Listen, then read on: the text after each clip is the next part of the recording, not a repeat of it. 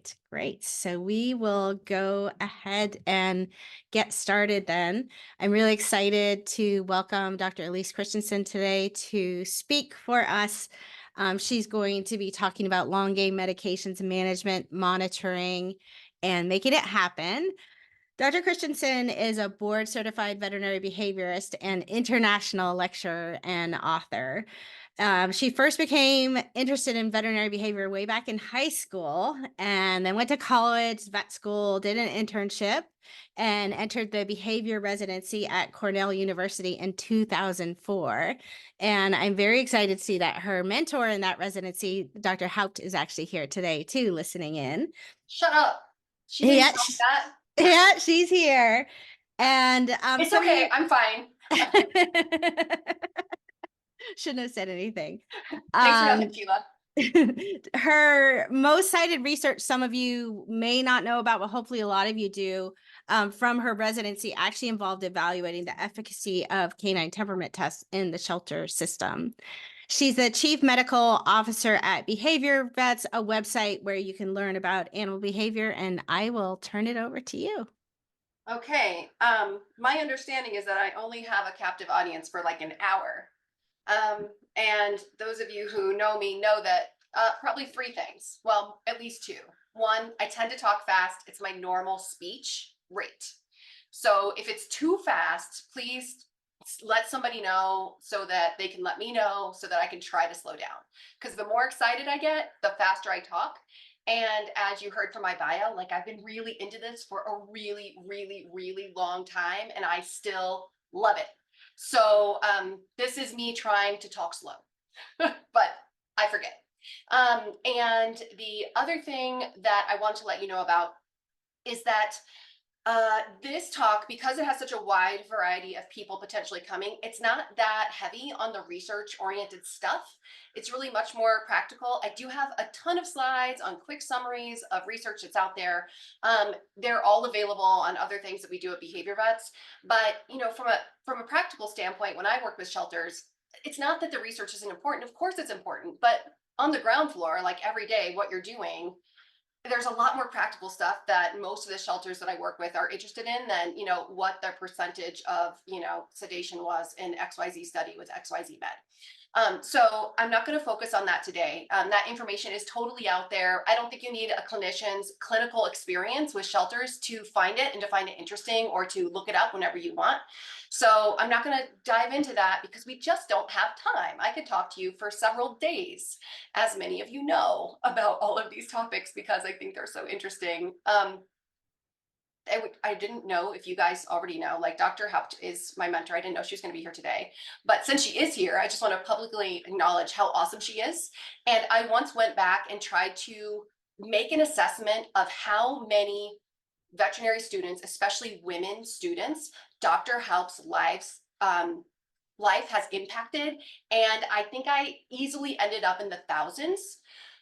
Probably multiple thousands, and especially women in veterinary medicine. So if you don't know who she is, you should look her up because she's amazing. She's a rock star. She was my mentor. She did just what I needed as a mentor, and I'm really nervous that she's here.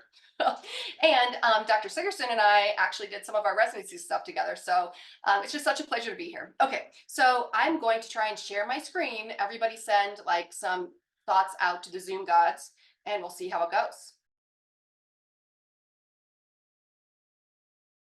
Okay, this is a disclaimer, and it basically just says, hey, I'm not treating any of your pets or any of the animals in your shelters by giving this lecture, so please talk to veterinarians. Okay, I got to talk about long game meds today, and what I mean by that is medications that you put on board but take a little while to work. So we're really looking at things that give us slow and hopefully steady results, and that the results might be maintained over time. So this is a tricky area for a lot of our shelter partners because, of course, some of them actually don't know how long an animal is going to be with them.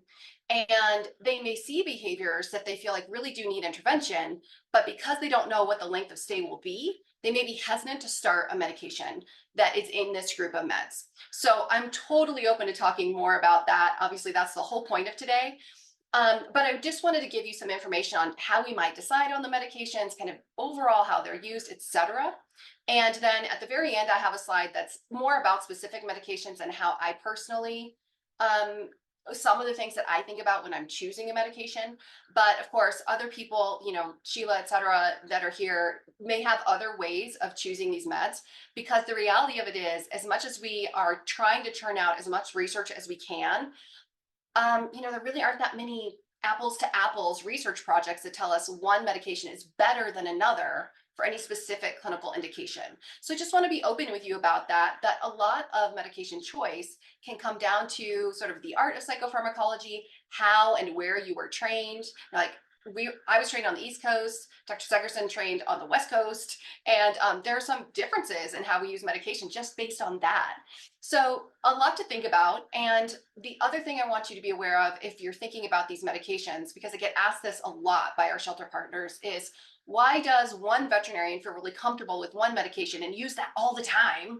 And then another veterinarian is like, that med's junk and I never use it. Well, the reason is because of how we are trained and what our anecdotal experiences are. We all know that anecdotal experience is not evidence. And yet at the same time, we're all really vulnerable to our own cognitive biases and sort of how life has gone for us. So it's perfectly reasonable for medications to be chosen differently by different practitioners. It doesn't mean anybody is wrong.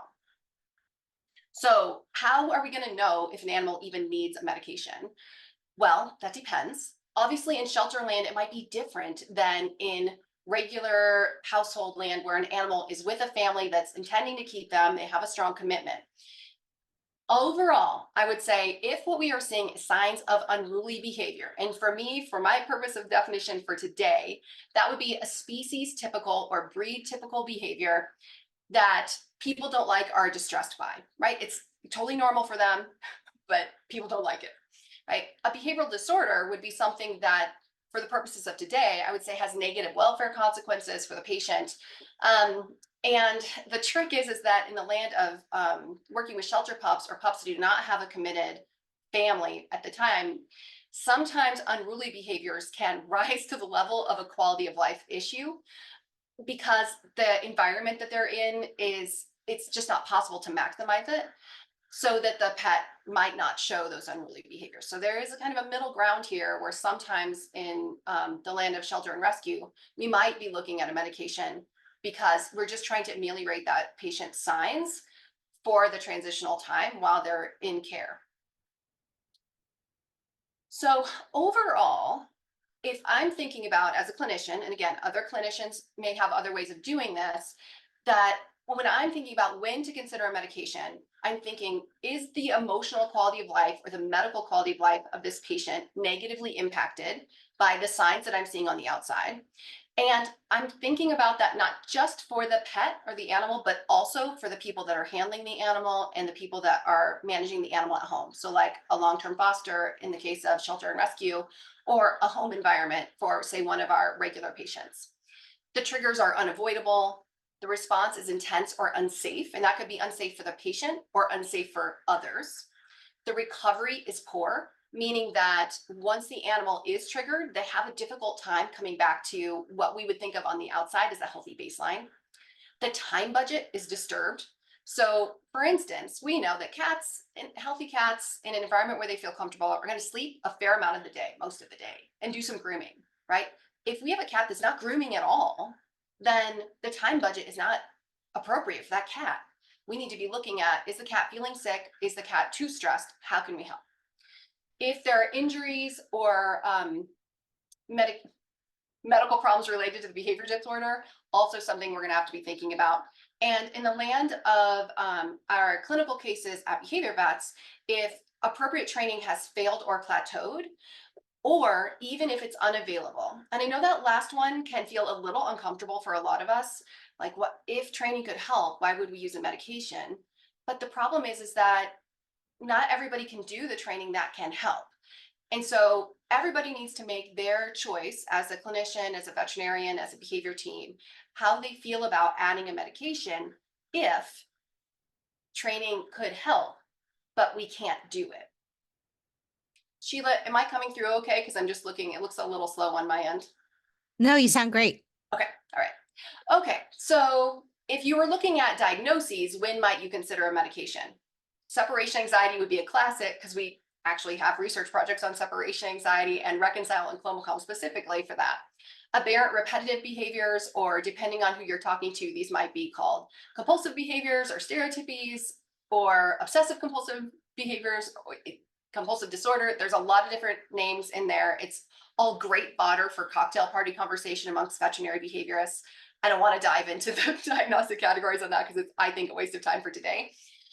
Aggression that is fear related, that is social, or maybe has a mixed motivation, generalized anxiety disorder, noise phobias, non-social fears. So that would be fears of, say, and I just had a conversation with a bunch of veterinarians about hot air balloon phobia and how often we treat it at behavior vets, which is sometimes, can't believe it's more than once, right? But that would be a non-social fear or social fear. So social anxiety, fear in a social situation.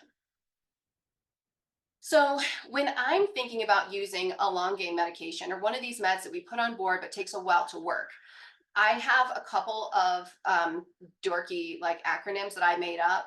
So these are not anybody else's. Please don't think these are printed in a book somewhere. These are just the ways that I think of it. So I'm not going to use only a long game medication if the trigger is a known trigger, an avoidable trigger, a predictable trigger, or a time limited trigger. I'm not going to use only a long game medication if I need a rescue agent, like the patient is psychologically decompensating right now. Oh, I could put a long game medication on board. That could be great, but it's not probably going to work right now. So I'm going to probably need something else along with it. And of course, if there's medical contraindications or drug-drug interactions. If the triggers are unknown, if they're unavoidable, if they're unpredictable, and if they're unlimited, then I am definitely going to be thinking about, can I or should I use some type of long game med, something that could work on serotonin, norepinephrine, or dopamine, something that can work in the background and maybe give us like a good solid foundation so that we can be able to do our behavior modification and hopefully also help that patient just have improved feeling of well-being in whatever environment they're in. So you can imagine in a shelter environment, a rescue environment, these could all be happening at the same time. You can have predictable and unpredictable triggers. The same patient could have the same exposure. So that's why for our patients in clinical behavior at behavior vets, whether they're in a shelter environment, a rescue or foster environment, or whether they're in a home where the family is already committed to them, we may be considering long game medications, game changer, or what we would just call game changer medications are fast acting. So something that works in 15 to 90 minutes, right? Or a combination of both. But today we're focusing on just the long games. So our goal is not a personality change overall, right?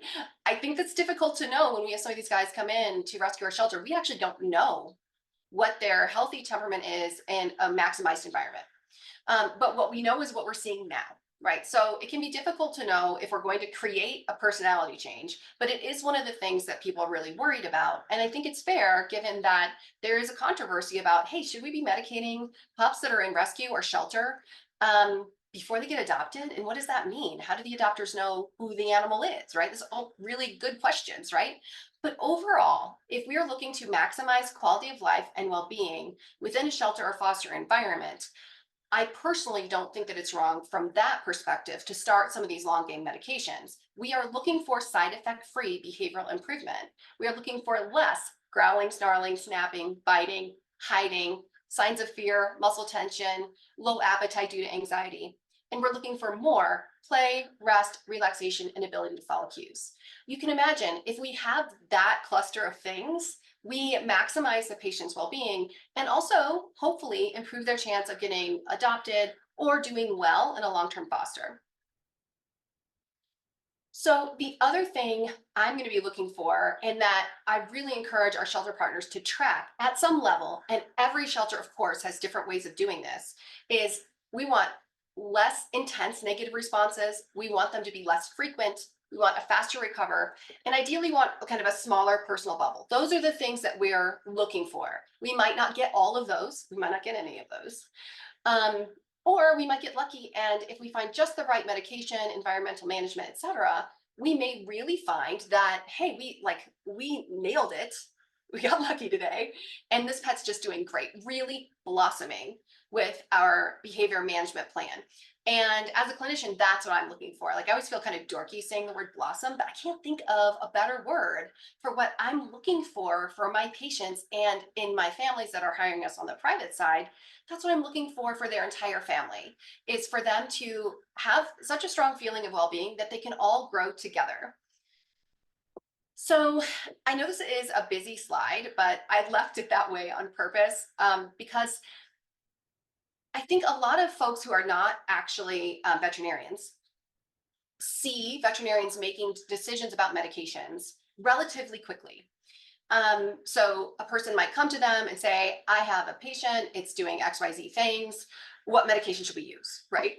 And an experienced clinician can go through this list of questions very, very rapidly. And it's one of the reasons that clients think they come into their veterinarian and why is their veterinarian charging so much for so little time?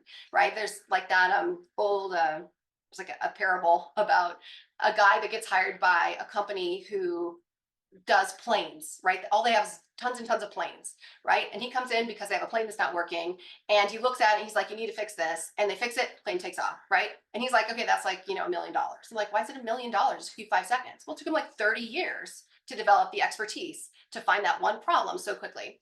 That's what happens with veterinarians too. The more experienced we are, the simpler it looks on the outside, but these are all the questions we're going to be thinking about on the inside.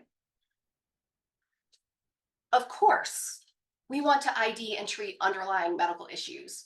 I think personally, this is more complicated in the shelter environment because while these things also happen in our private patients, in the shelter environment, one of the trickiest things I find is that the animals are so stressed that it can be hard to identify which are the signs that we're seeing that are from anxiety, and which are the signs that we're seeing that are from stress, which are the signs that are other underlying medical conditions, parasitism, infectious disease, etc. But even if we don't know, like let's say the dog has diarrhea, for instance, okay, there's a million differentials for diarrhea that are medical, not all related to stress and also stress, right? Even if we don't know, we should look. Most of our shelter partners are experts at looking for infectious disease. They don't need us for that. And they see stress-related diarrhea and stress-related elimination changes, stress-related vomiting, et cetera, every day. But we also want to keep in mind that things like chronic pain can cause some of these signs that people don't think about, like decreased appetite, decreased activity, et cetera. Even in a patient who's not limping, could be related to back pain. So we're always going to be thinking about, do we have any underlying medical problems identified and have we treated them, or are we planning to treat them? These things can become pretty complex pretty quickly because if you are treating parasitism with a medication for parasites and an appropriate diet for GI stabilization, and you're trying to treat anxiety with a medication, and you might have additional stress until the medication works, there are so many things there that can also cause GI destabilization that I think sometimes it can be paralyzing for teams as they're trying to figure out how to layer their interventions. So if you're in that situation, you're definitely not alone. That's something that tends to be pretty individual for the shelter partners we work with, how they like to proceed with that kind of thing. But if you can, again, knowing that not everybody who has a shelter or rescue has the availability to do all of these things, but if possible, do a physical exam, a complete blood count, a chemistry, and a urinalysis. You might decide to do a T4 thyroid level, depending on how old you think the animal is. And if there's house soiling or if there is diarrhea, other medical problems, you want to do the specific diagnostics for that as well. So for instance, you had a kitty come in. It's such a common reason for cats to show up to the shelters because they're urinating outside of the box. Don't assume that they've had a medical workup at home, right? We know most of them haven't, right? So do a medical workup at the shelter if you can, because if they have something quote unquote easy, like a UTI that's chronic, well, gosh, that we might be able to get that in the bag pretty quick, right? So keep that in mind for these guys that come in, especially for our kitty cats, because they come in a lot of times just for things like being outside of the box.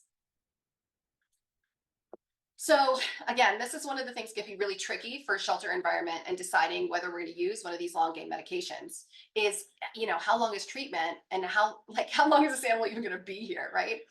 So for my patients in private practice with families that, are living at a home, whatever, I'm going to be thinking about as a clinician, if I'm starting any intervention, medication, supplement, diet, etc., if the patient's doing really, really, really great, like I would say, if I have a family that is sending me a note being like, seeing a dog psychiatrist is like the craziest thing I ever did, but I'm so excited about it. This is the best day ever. Like when they say things like that to me, I, in the background, start the clock on 6 months because unless the client tells me they want to, I am usually not going to consider weaning that animal off the medication any sooner than that. Most of my families, even if they're relatively medication averse, if they have a really great response and I'm ready to wean off the medication because I feel like, hey, this patient is stable, you've been doing everything and he's doing great, let's try weaning off. They're all like, no. Right? In the shelter world, you might not have that problem because you're not maybe having the length of stay long enough to do that. But I just want you to be aware on the other side of it, those patients may not be weaned off at all, depending on what the client wants. For me, working with shelters and talking about some of these issues and the concerns about when or if we should start these long game medications, especially if we don't know what our length of stay is going to be. Of course, that really depends on each shelter's mission and their overall kind of team approach to these things. But I personally don't have any problem starting a long game medication if I don't know what the length of stay is, because I know I can start it. And especially if it's early in the game, I can stop it pretty fast. So, if a patient was on for weeks or months, I think it's very wise to wean off, depending on why we're stopping the med. But if they're just coming in, we feel like we're seeing signs that, gosh, we may need more than these game changer fast acting meds, or we need more stability than they can provide. Even if I don't know how long the animal's going to stay in that environment, I would rather start the medication because it takes a while for them to work. So if I start and they end up leaving early, okay, fine, right? But if I start and they end up being there for 3 months and then I say to myself, oh gosh, like this pup's going to be here a while because maybe the behavioral signs are keeping them from getting adopted. Now I'm going to have to wait. If in the case of a long game med, if that's all I'm using, I'm gonna have to wait a while, probably at least a couple weeks, and sometimes 4 to 8 weeks to see sort of maximum improvement from any given medication. So in my treatment plans these days, and this isn't how I started using game-changing medications and long-acting meds, or sort of like maintenance type meds, but how I do it now is I start my long-acting medications first because it takes a while to work. And what I found was that if I only did my fast-acting medications, if I couldn't find one quickly, it took me a really long time to start the long game med. And then, 2 weeks had gone by and I didn't even get it started. So I'm fast to start those long game meds myself because I know it takes a long time for them to cook in the background. It's just like, if you were cooking at home, I'm trying to think of an example, something that takes a long time to cook. I don't know, a frozen casserole, right? You're going to put that in before you go make your salad if you want to eat in an hour, right? Same thing. So when I talk with our shelter partners, they have a lot of concerns about side effects, and that's really smart. I love that they're thinking about that. And the good news is that serious side effects with these medications are really pretty uncommon.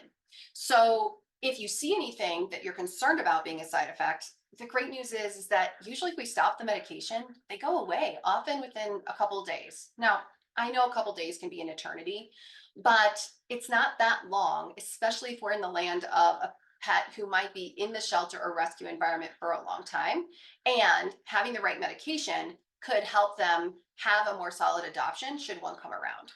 So very serious events like a seizure or increased irritability or anxiety, or needing to get help for GI distress, that kind of thing, it's really uncommon.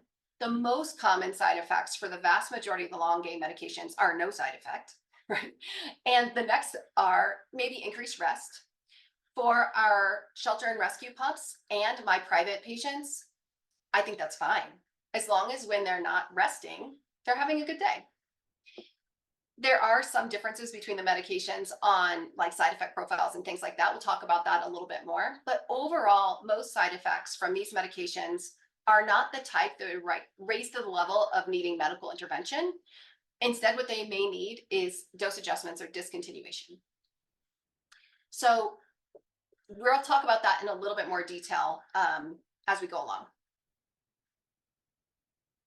Overall, though, I don't worry about sedation, especially in a shelter or foster situation, because what is so critical for me is to help that patient have healthy rest, right? Without healthy sleep, we are starting from a really, really, really, well, we're down in the valley and we're trying to get to the tippy top of a 14er, right?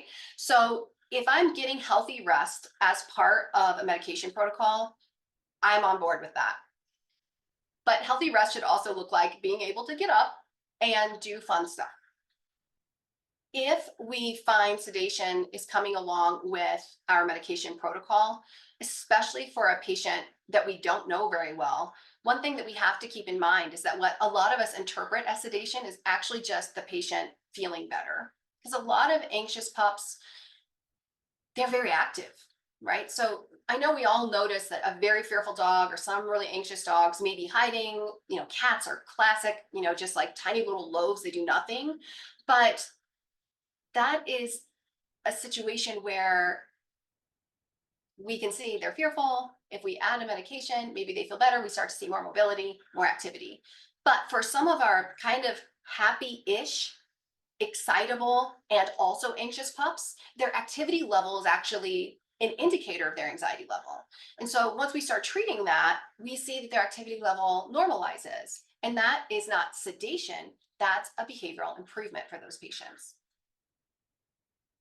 So in the world of having these guys in a shelter or foster, even though they may not have a long length of stay, long enough to worry about long-term side effects, anybody who would be thinking about adopting these pups, and everybody on the team needs to be comfortable that long-term side effects with these types of medications are really rare.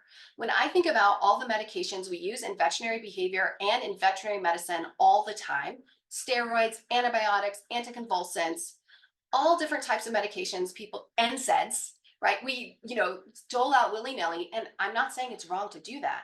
But as groups of medications, those are much more likely to have long-term side effects than our behavior meds.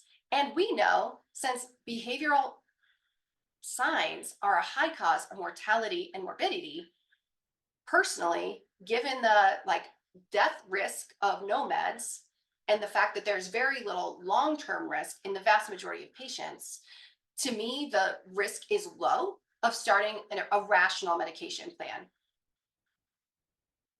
Some people are worried about addiction. That doesn't tend to be so much of a problem with our kind of long game meds. That's something people usually worry about more with our anticonvulsants, certainly our opioids, and then medications for anxiety that are in the benzodiazepine class, like Valium, Xanax, Ativan, Klonopin. Like Megan did really great lecture. I'm glad she got 500 views because that was amazing. She's so good at getting things down into the key points. For the long game meds, it's less of an issue.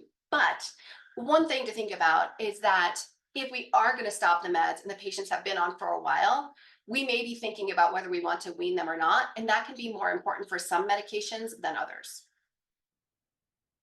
So for these medications, overall, these are medications we're going to give every day, whether there's a trigger situation or not. They just go on board every day, same time. How every shelter, rescue, foster decides to do this really depends on their staffing, their overall mission. But the good news about long game medications is, assuming we're not having any side effects, you're not adjusting them day to day. So they're in many ways much easier than the game changers or the fast acting meds that Megan talked about last time. Because it's kind of like that old 1990s version of set it and forget it. Put it on board. We're not actually going to forget it. We are going to check on these patients, but on any given day, assuming our dose is the same, we're not going to be expecting wild swings in behavior related to the medication. When we're testing these, this is really very similar to testing game changer or fast acting medications. The trick is that there's just a longer duration between dose changes. For instance, with Valium, you might change a dose in the morning, give 1 tab, and by 2 p.m. give 2 tabs, right? In the land of these medications, it just takes longer because they take longer to work, right? The way that they work requires neuronal change, and neurons are great at getting completely wrecked. They do that very quickly, but getting fixed or changing in a positive way, they're kind of pokey on that front. So that's why the long game meds can take a while to work.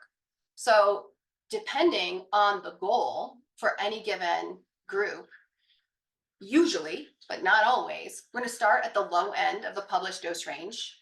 And if there's no side effects, we may hang out there for 2 to 4 weeks. Some, like TCA, sometimes people will increase in 2 weeks.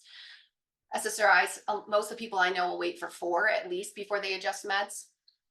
If we have side effects, we're going to lower the dose, or we might split the dose. So like a classic time would be, let's say we start Prozac, generically that's fluoxetine, and we find that, oh man, their appetite is kind of stinky now, and it was pretty good, right? Because that'd be a classic side effect of Prozac. It's the number one side effect that my family's complain about is decreased appetite with Prozac.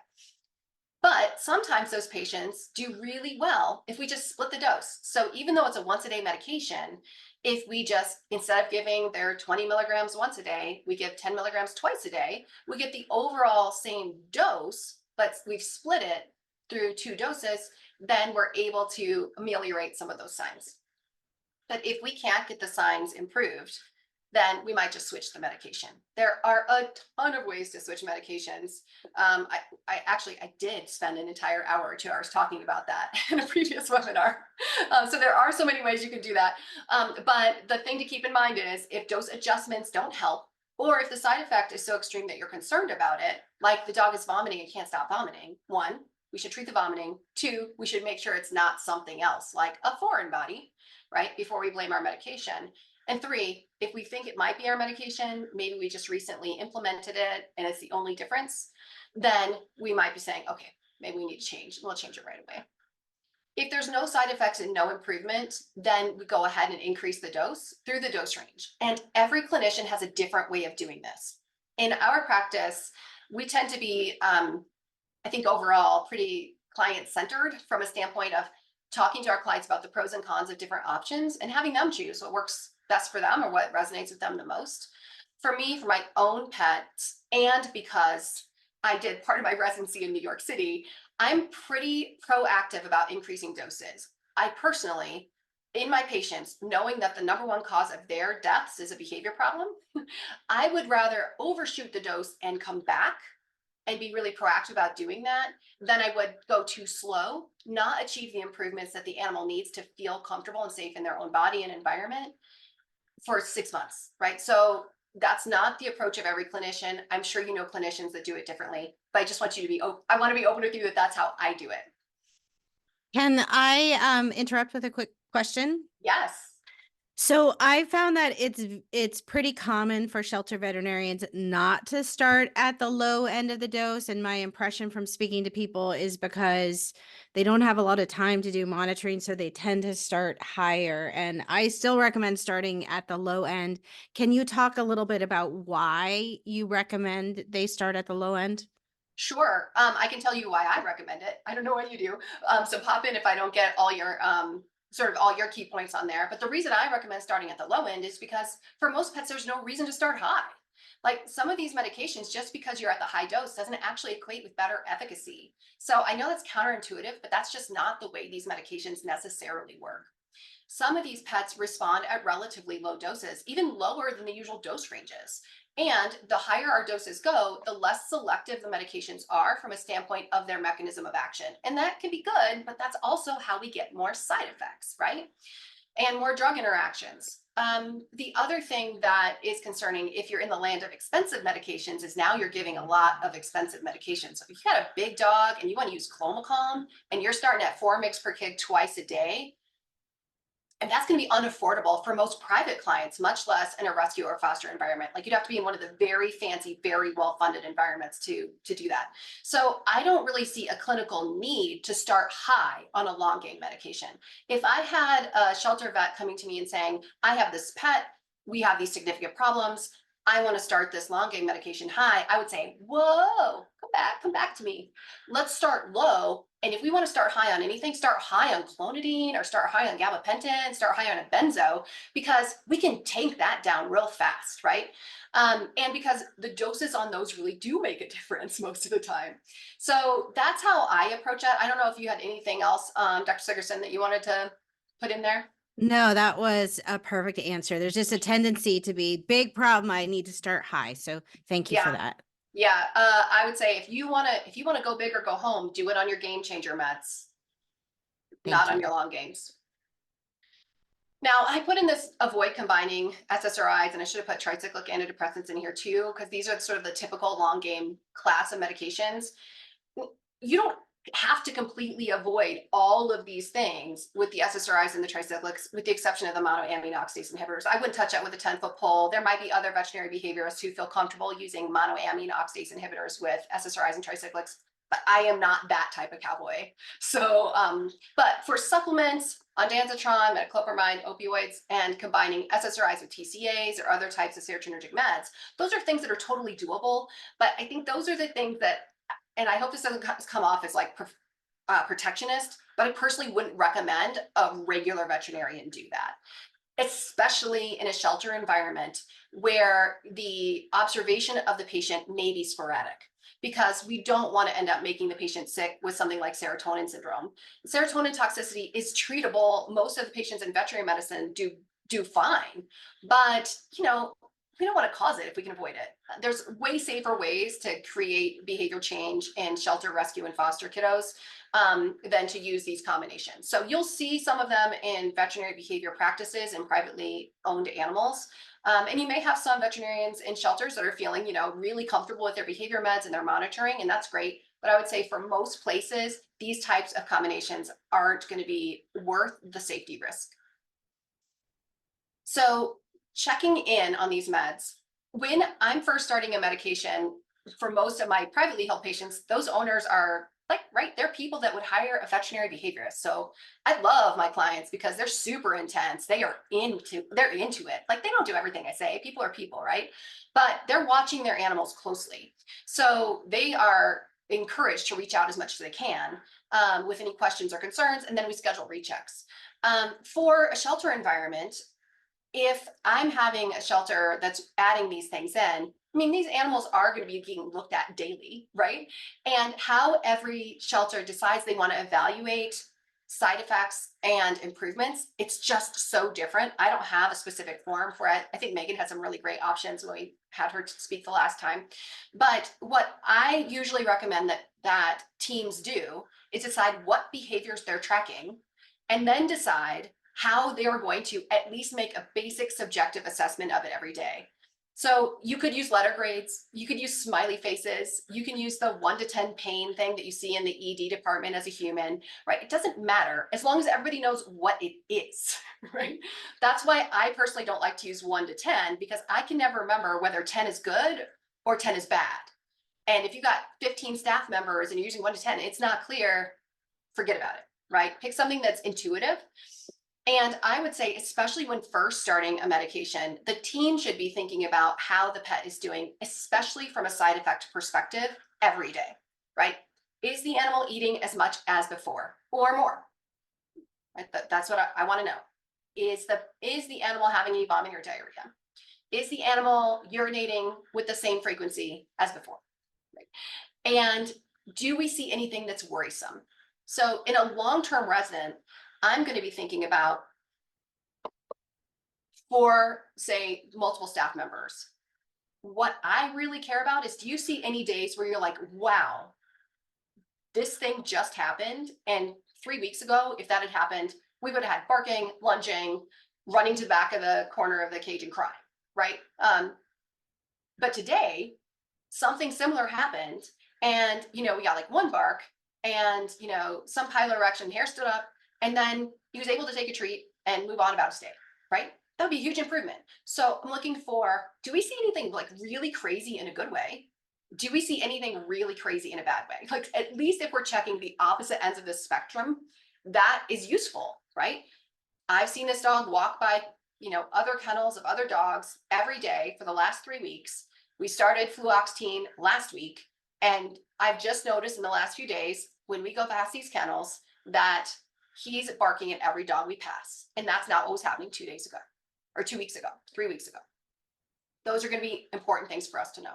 So if we have a long-term resident that's stable on meds, then we might check every week, as like checking back in with the veterinary team, and every month if, again, a long-term patient stable on meds. But early, every day we should be at least deciding, are we seeing any side effects? Are we seeing any improvements? Is anything worse? And marking it down. We talked about this a little bit previously, and you heard this big sigh from me just now. Maybe you didn't, but I did make one.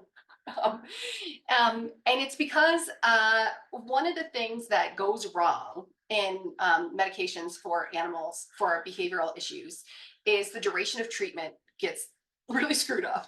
So sometimes, and I see this on at shelters, in our rescues, in our fosters, and in our privately held clients, hopefully not after they've seen us, but before, where a medication has been started that is not working, but it hasn't been reevaluated, and they've just been giving the same medication, and I'm not kidding you, for years, and pet's still the same, not improved, right? On the same medication as before, right? So that's a time where our duration of treatment is too long with a medication that's not working. Same thing can happen with the side effect, right? Like a really interesting side effect that can sometimes happen with our SSRIs is that we can get this really active sleep, right? And that's not necessarily a problem, but it's not a problem, especially if that active sleep suddenly involves getting up while being unconscious and doing things while asleep. We don't want that, right? So, if people are saying my dog's got lots of really active sleep, maybe that's something that, I'm going to want to know as a clinician. I might adjust my dose or change my med, right? So there's side effects that people are willing to tolerate that may not be healthy for the animal overall, and they may just keep going with the wrong treatment. They keep going with the wrong treatment, the wrong dose, or they try it, but not for a sufficient length of time. I put the dog on, sertraline, which is Zoloft, and 2 weeks later he was the same, so I stopped. Well, yeah, he was the same, because we wouldn't expect Zoloft to work that quickly. I mean, it could, maybe in some dogs, but it's not a treatment failure, it's an inadequate trial. So duration of treatment is a really important thing to keep in mind. Now, stopping or weaning. I get so many questions about this, and I'm sure, in all of your environments, it's something that you think about too. But the way that one might stop or wean a long game medication is incredibly dependent on why the heck you're thinking about doing that anyway, right? If it's early in treatment and you're doing it because you see a side effect, the vast majority of these meds you could just stop. So I always tell my clients, like, look, if we're just a couple weeks in and you don't like what you're seeing, even if you don't know why, like, my clients know their pet way better than I do. And I don't expect them to always be able to put their finger on what's different. If they're just like, something's different and not in a good way, and I can't quite explain it, that's good enough for me as a clinician. I'm going to be looking at backtracking. So if we're early in treatment, I'm not going to worry about weaning off. I'm just going to stop. And if I'm having side effects and that's why I'm stopping, now I'm in a position as a clinician where I'm going to see if those side effects go away before I start a new medication. Because if I stop the medication and start a brand new one the next day, that can be great for proactive medication treatment. That can be awesome. But what it doesn't answer is, are these signs that we're seeing about the medication that we just stopped, right? Like, diarrhea would be a classic. The dog's got diarrhea, for instance. It's the medication. Maybe, right? Maybe not, right? But if I say it is the medication and I transition from, say, Prozac to Paxil day 1 to day 2, and the dog still has diarrhea, now what I don't know is, do I have 2 medication side effects? Do I have untreated parasitism? Do I have a food problem? I don't know. So I prefer to stop the medication, wait for side effect resolution for at least a few days before starting a new medication in that particular instance. If it's a matter of the medication was tried at a rational dose for an appropriate duration, and maybe we even tried some dose escalations and we didn't get where we wanted to go, then I'm probably going to transition to new med. And in that case, if I'm side effect free, I may stop the old med and start the new med the next day. Not all clinicians feel comfortable with that, but that's one way that I might consider doing it. It does depend on the type of medication, though, because some medications, when you are thinking about stopping them, maybe a little bit spicier from a standpoint of weaning.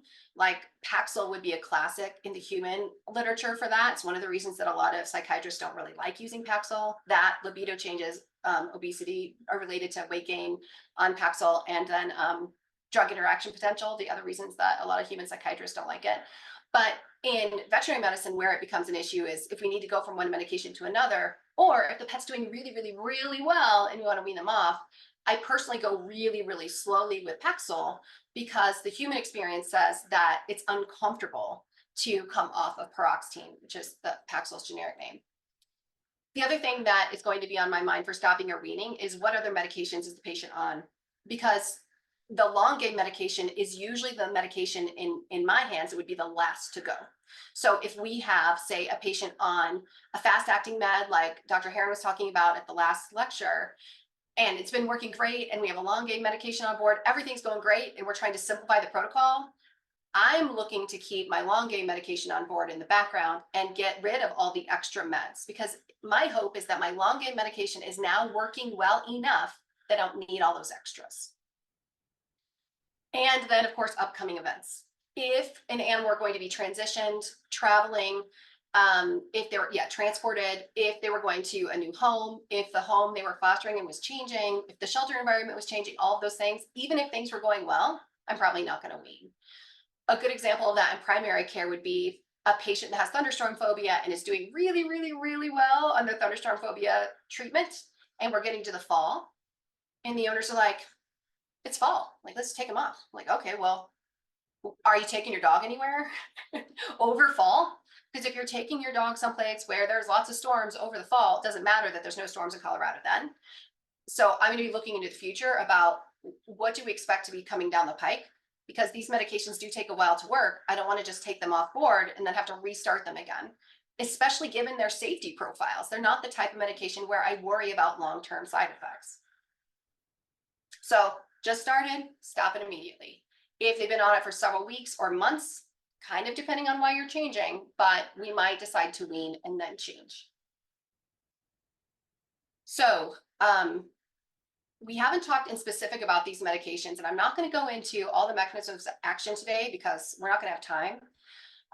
But just briefly, the things that people are thinking about with the serotonergic medications like Prozac, which is fluoxetine or Reconcile, Zoloft, which is sertraline, and Paxil, which is paroxetine, and escitalopram, whose brand name I can't think of right now. Is it Celexa? And citalopram, for instance.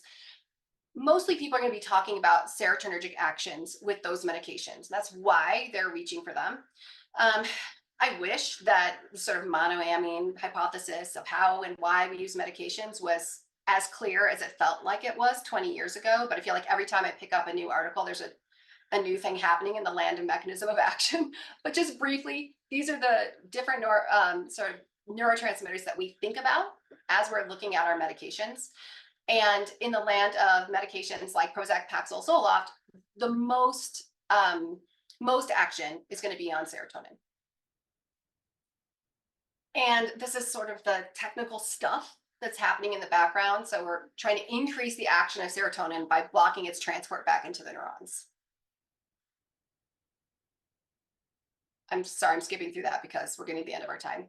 And TCAs are going to be working on more of these neurotransmitters in general, keeping in mind that the higher doses go, maybe the less selective for serotonin or even your SSRIs are going to get. But for the tricyclic antidepressants like clomipramine or amitriptyline, we're getting more neurotransmitters affected by those medications. And it's one of the things where like everything old is new again, you know, in the 90s, there's this big push to have very, very, very selective medications like Prozac, for instance, right? And it's great. Prozac's a great medication. I love it. It works wonderful for a lot of our patients. But now what you're going to be seeing is people taking the SSRIs like Prozac, Paxil, and Zoloft. And in a veterinary behavior clinic, you might see them adding a tricyclic antidepressant like amitriptyline because they're actually trying to get more neurotransmitters recruited, right? They're trying to do more different things. So, you know, that just like in training, dog book, right?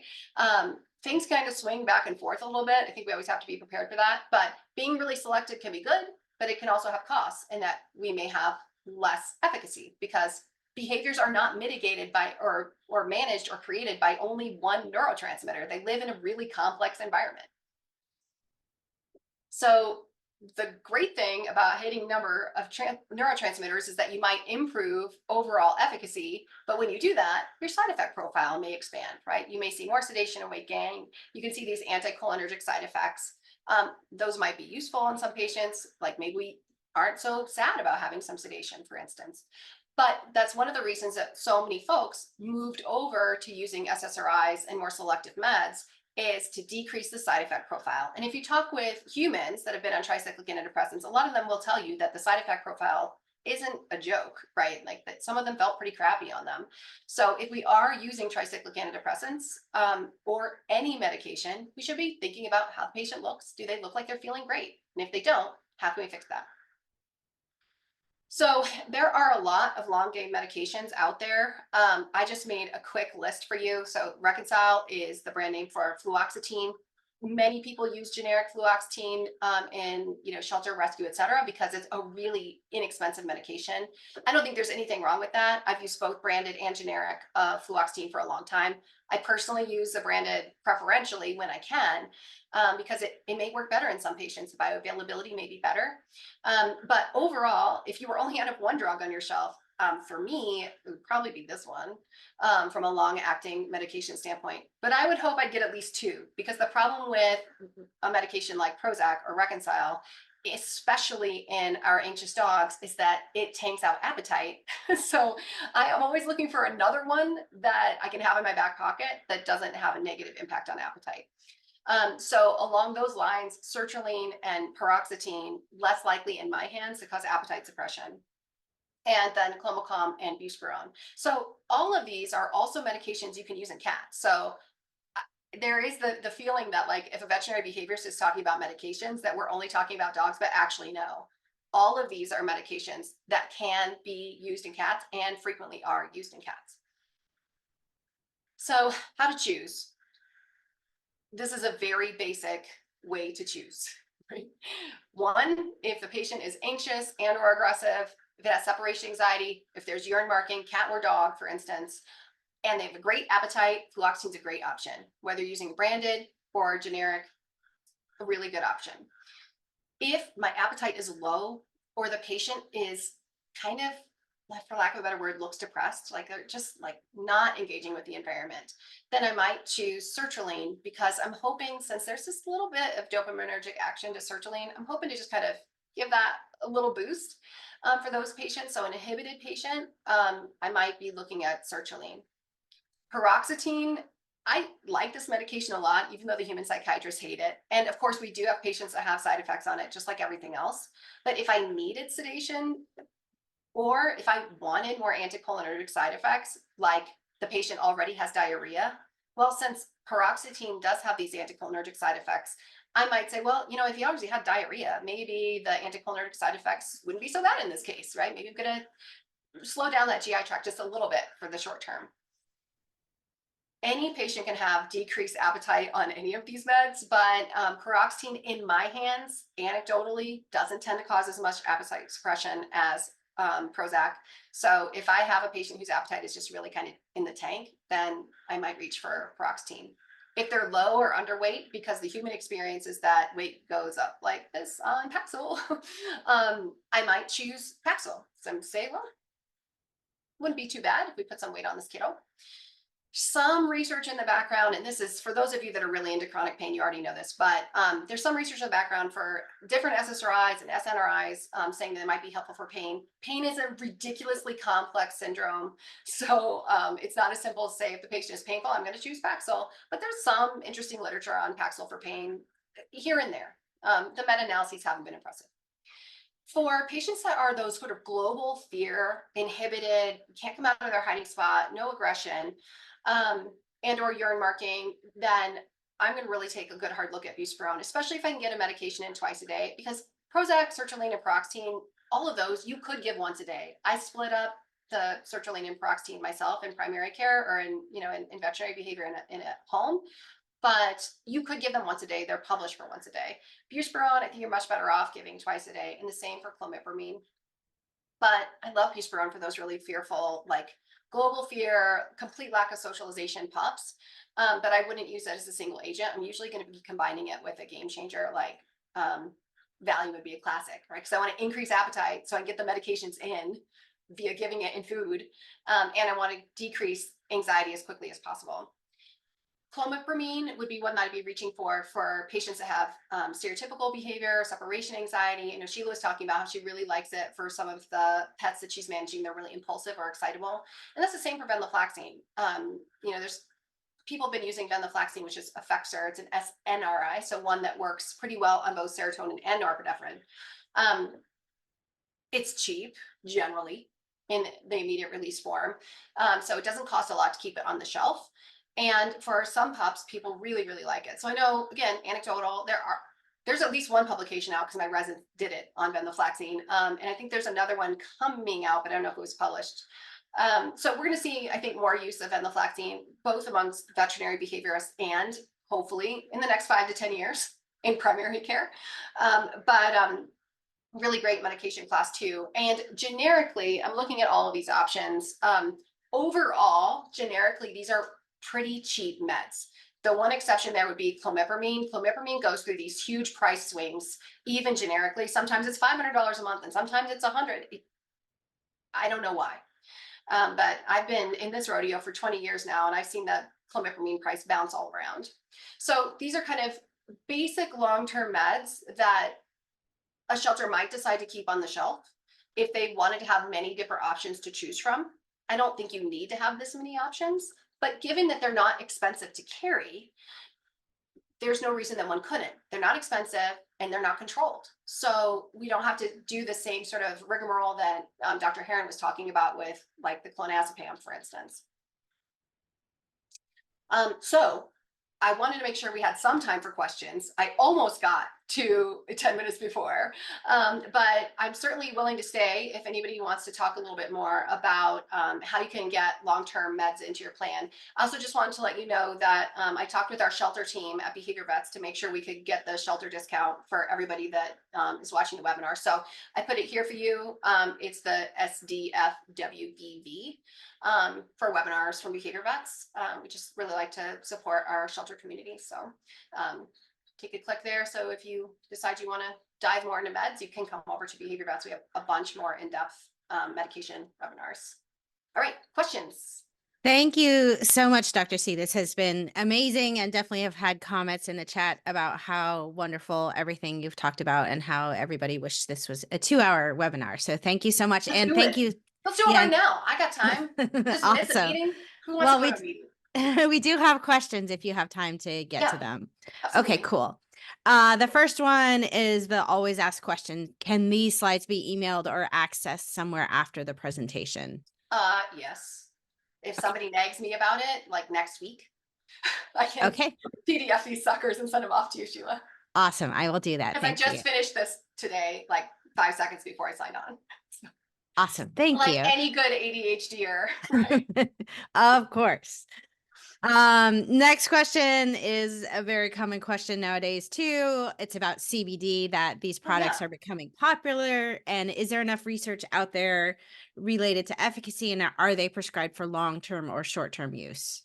That's a great question. We actually have a CBD webinar that I have yet to watch from our CEO, who's also a neuroscientist and boarded anesthesiologist. So I'm sure it's amazing. But what I will say about CBD is I don't have any problems with the use of CBD, except that, especially in a shelter environment, CBD is expensive. The constituents are not consistent. And there's multiple ingredients in CBD that could help or harm. And even though it's a supplement, it's not side effect free, right? Liver enzyme elevations have been noted with CBD. So more interesting liver enzyme elevations than I've seen with like the typical SSRI TCA. So just because it's a supplement, I never give those things a free pass. That doesn't mean I won't use them. I have patients on CBD. I live in Colorado, right?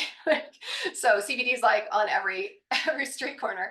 But I don't love combining CBD with the typical anti-anxiety medications, because since the constituents and the formulations are so unpredictable between the different formulations, it's hard for me to know when my patient's going to have a drug interaction. So that doesn't mean you can't use it, right? There's just, you got to keep that stuff in mind. So if for me, in a world as complex, an environment as complex as the typical shelter foster environment, I want to be using things that are consistent. So if I'm going to be using a supplement, it's going to be a branded supplement, usually from a veterinary company. Then when I call up and I say, this is Dr. Elise Christensen, I'm a veterinary behaviorist, and I want to talk to the head of your research team, they care, right? No CBD company care. Like, even if they did care, they can't do anything about the potential drug interactions and the changes of their product, right? So I treat supplements as if they are medications, because I think they should be treated like medications because they're not side effect free. They can have drug interactions. It's just that, they sound attractive because they're not medications. So just be aware, use them if you'd like. I think CBD is a good option. I personally don't use it in my shelter environments unless the shelter already is really committed to it, because the expense and the constituent issue, it's worth it to me. Thank you. Mhm. Next, we have a couple of questions about venlafaxine.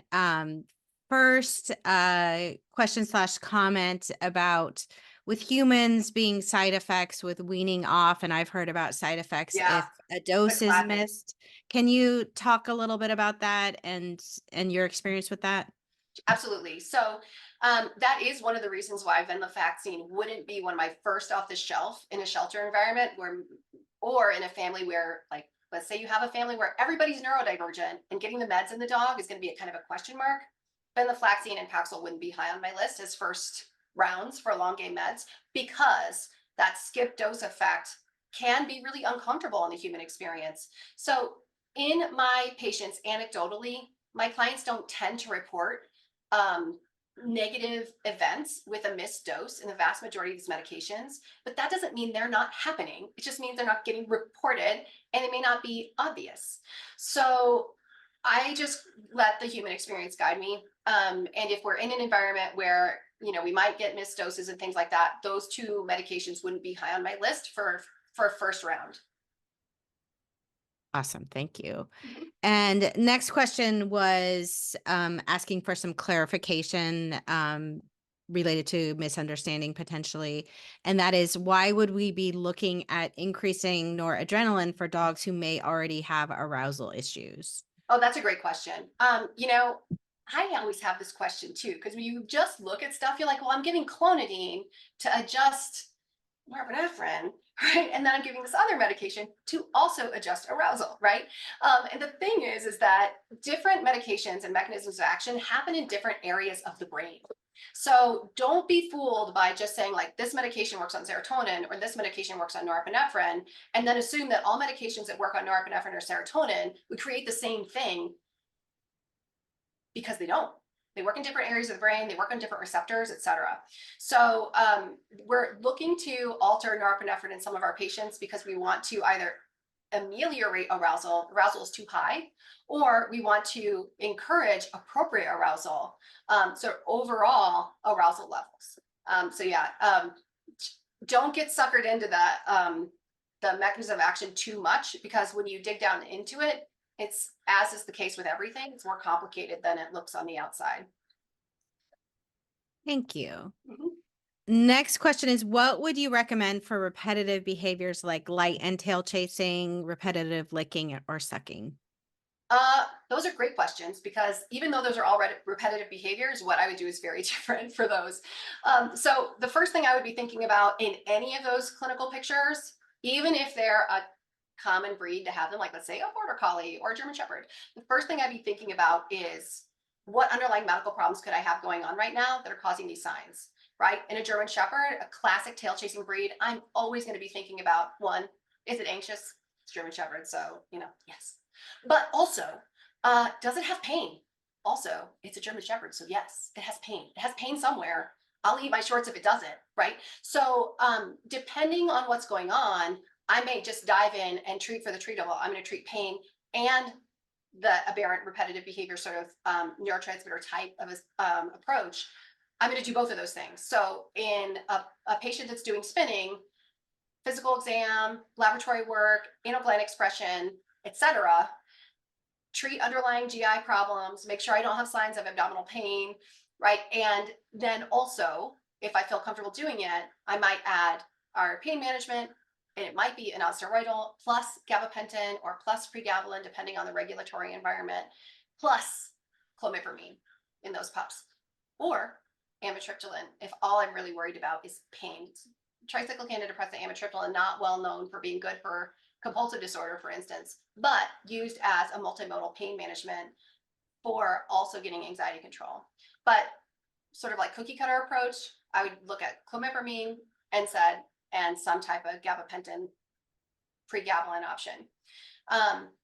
For animals who are doing excessive licking, it's another diagnostic pathway because I want to know what they're licking and how often and how it's happening, right? Because people that say their animals licking excessively, what they don't tell me until I ask is, what is he licking, right? And then they always say everything. What, it's like the classic, where's your cat peeing? They're like, everywhere. And then you find out it's like just on the stove. And you're like, that's definitely not everywhere. I mean, that's gross. I'm sorry you're dealing with it, but that's only one place, right? So checking in with them to find out where, right? Are we looking at an animal who is licking their paws? Is it the underside of the paws or the top of the paws? Because underside, I'm gonna be thinking, what about some derm problems, right? I'm gonna be taking a good look at those interdigital areas. And if it's the top or the antebrachial area, the arm area, like here, I'm gonna be thinking about what's going on with this animal orthopedically and from a neuropathic pain perspective. Do we have shift biomechanics? Like, is our dog leaning forward and therefore his cardiac wrists here are hurting? That's why we're doing all this licking. But if we're licking the floor, licking objects, licking people, then I'm going to be thinking about gastrointestinal disease. What is going on with this dog's GI tract, right?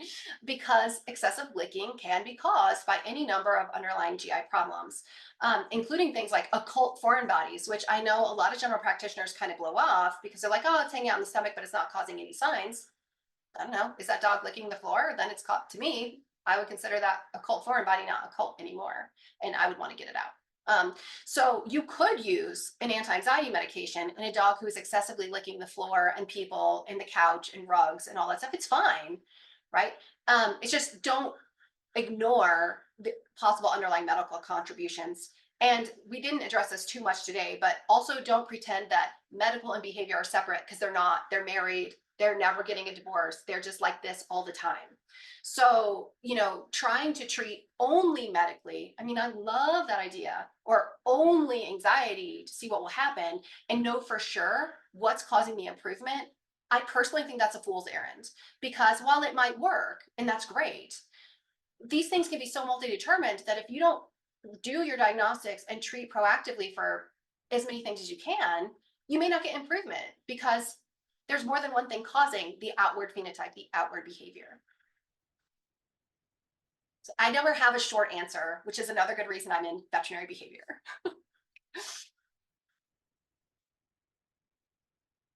I was muted. Sorry. Not a short answer, but it was a wonderful answer. Thank you so much for that.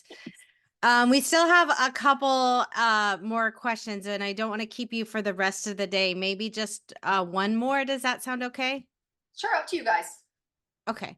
The next one, let's do a cat question. What is your awesome preferred protocol for extremely shy or shut down cats in a shelter environment? Oh, so for kitties. Well, one, environmental management, right? So keep it quiet, limit ins and outs of staff, make sure that the kitties can't see other kitties, all of that stuff that you already know, like just the basic cat welfare stuff. Do that for sure. And then it would depend on the regulatory environment and the comfort level for the staff and how easy the animal was to get a medication in.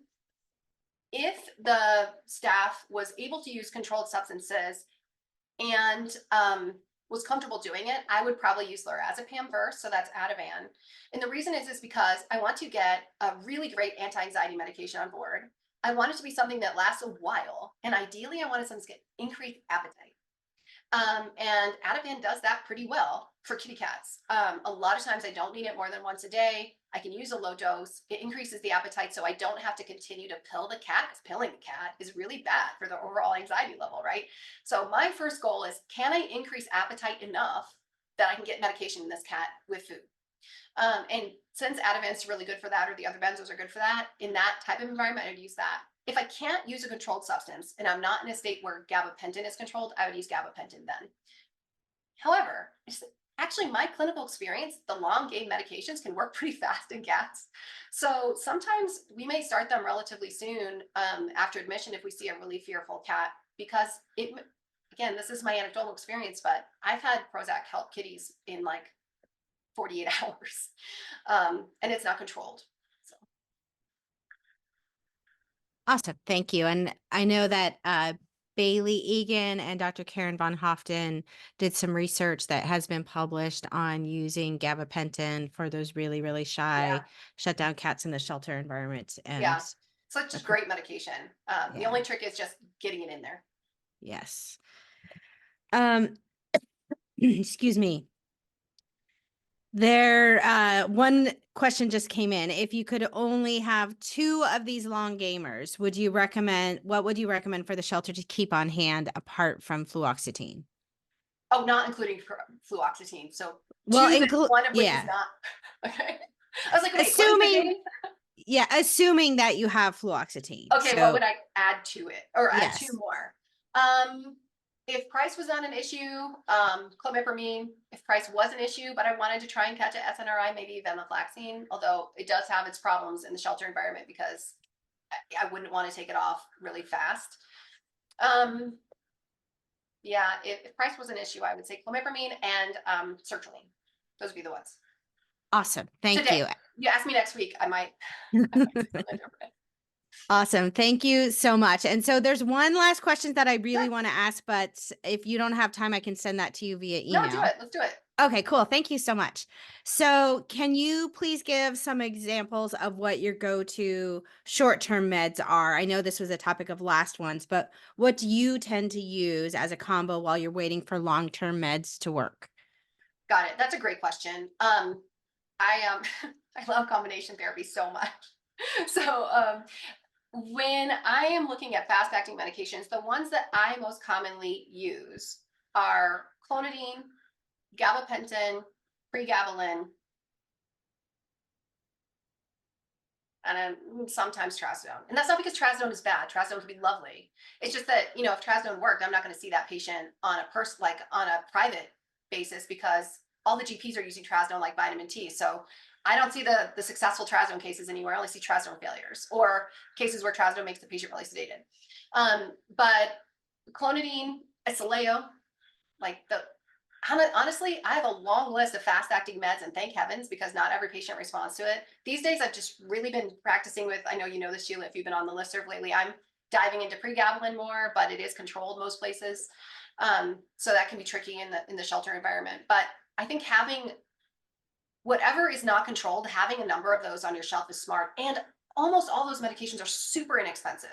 So, I personally wouldn't feel like I needed to limit having those things on my shelf, even as, a private business owner, because a bottle of those medications is going to be like a few bucks. So even if you only use clonidine twice a year, it's worth the $10 to have it on the shelf. The ones that are the most expensive would be the one that is the most expensive in the fast acting med category is Soleo, the gel, the transoral dexmedetomidine gel. It's amazing. It works in like 15 to 30 minutes. It's beautiful. If you can get it in, it has to go right here. Imagine there's a lot of patients where that's not going to work.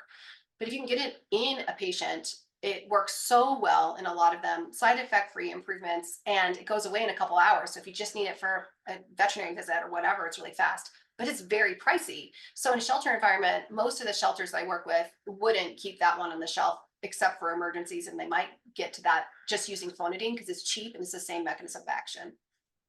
It's not exactly the same drug, but it works very similarly. So I One, wouldn't limit myself. I hope that wasn't a would you limit yourself? yeah, no, I don't think it was that. It was Okay, asking good. in general. So yeah, that was perfect. Well, thank you so, so much. This has been absolutely incredible. And we all really appreciate the time you took to put this together and for the discount that you're sharing. So thank you for joining us today. Yeah, thanks for having me. I really appreciate the opportunity to hang out with y'all. And I know your time is the most important thing you have. So thanks for sharing it with me today. All right. Take care.